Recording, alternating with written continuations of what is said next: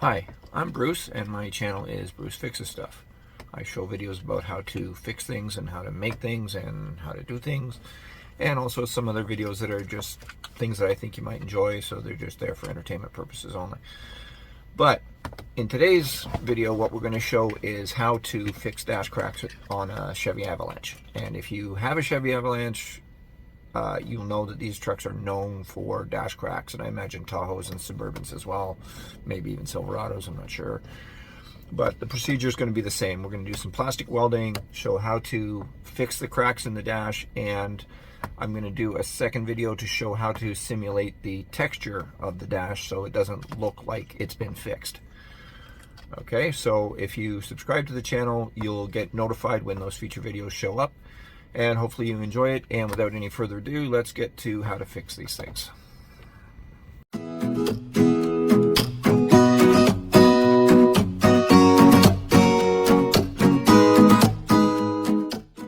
First thing I got to do is get this back down in where it needs to be, which is like down there where it doesn't want to be, because this wants to pop up, which is probably not a bad plan. Let's get that up out of the way, and I'll probably end up having to hold this down while I prepare all this. It's off camera, so you're not really seeing what I'm doing. So I'll bring this up here. I'm going to take these little pieces and put them in here. Come on, you little bugger, go in. You're supposed to go in there. Yeah. I'm going to put these pieces in here.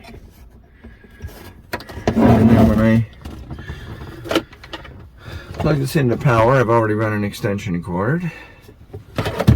This should get hot and melt into the plastic. I hope this camera is going to show it well enough.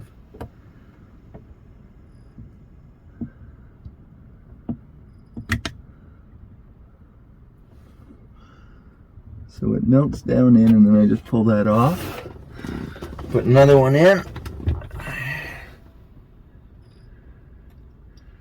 Because this dashboard kind of creaks a lot when you're driving. So what this does is that goes across the crack, like the crack's here, and it goes across the two parts, melts into the plastic and holds it.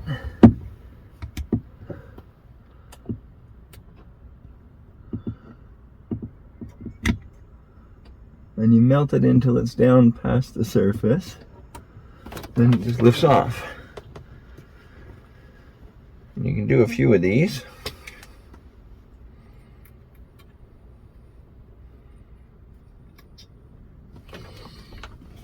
To make sure that the repair is going to hold. You'll probably even do it like this.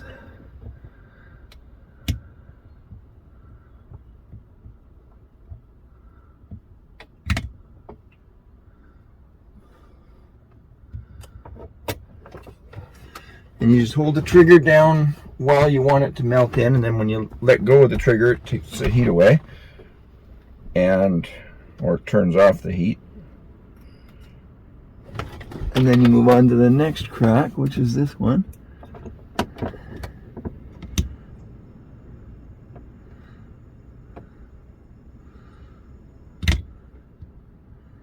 Melt that in, you let go of the trigger, and it comes up. Now, because I took so long to do this, the crack, which used to be here, is now all the way up to here. So I've got to kind of extend to a larger repair area this time than I would have had to do if I had done it when it first started cracking.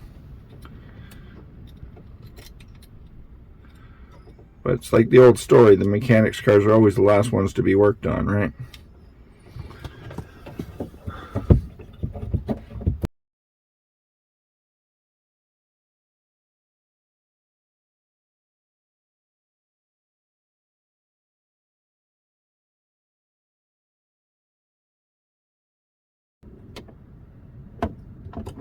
Okay. Now we change tips.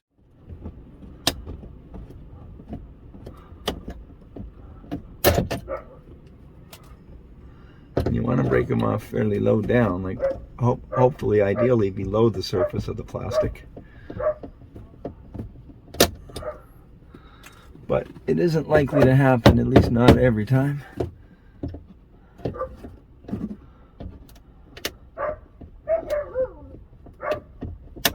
There's my dog barking outside because when she sees me in the truck, she wants to go for a truck ride. And we're not going for a truck ride right now. We're just working on it.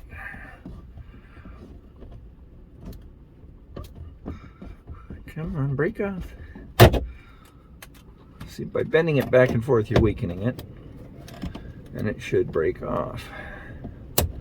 And some of them tend to break a little easier than others.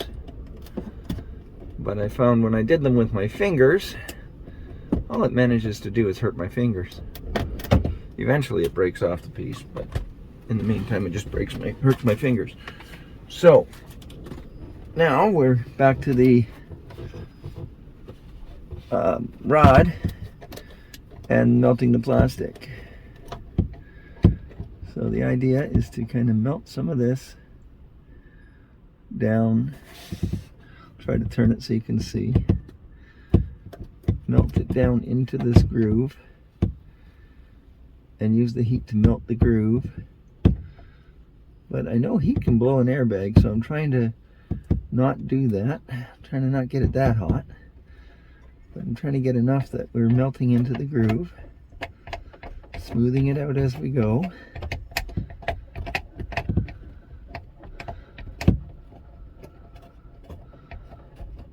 So that I will have the minimal amount of sanding left. Okay, now what I'm going to try to do is use my Dremel, except I've got the cord wrapped around my foot, and I'm going to try to sand some of this stuff. Try to get it a little smoother.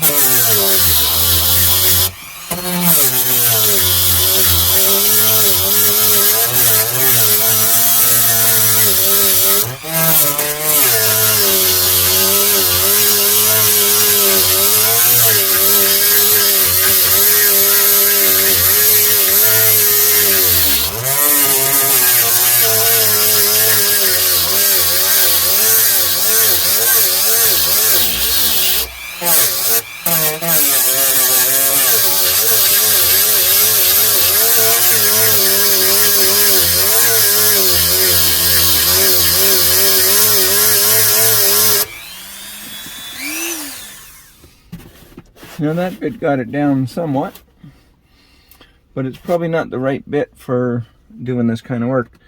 So I will experiment a little bit with that and come back.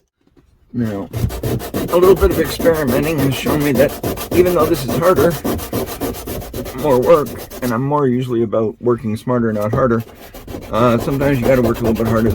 Doing it by hand seems to work the best.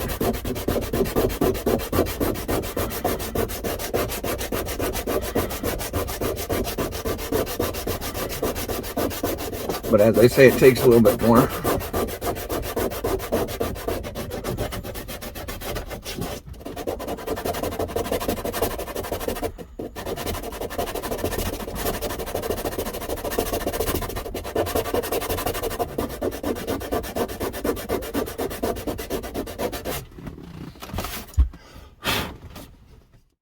So what we want to do in the next video is simulate the texture of the dash so that the repair doesn't look like a repair, but more like it was never in need of repair in the first place. The more invisible we can make that, the better. So we're going to try to make textures similar to this, as close to this as possible. And I'll show you how to do that in the next video. So if you subscribe to the channel, you'll be notified when the next video comes up, and tell your friends about it, and hopefully I can make a lot more videos for you that you find interesting.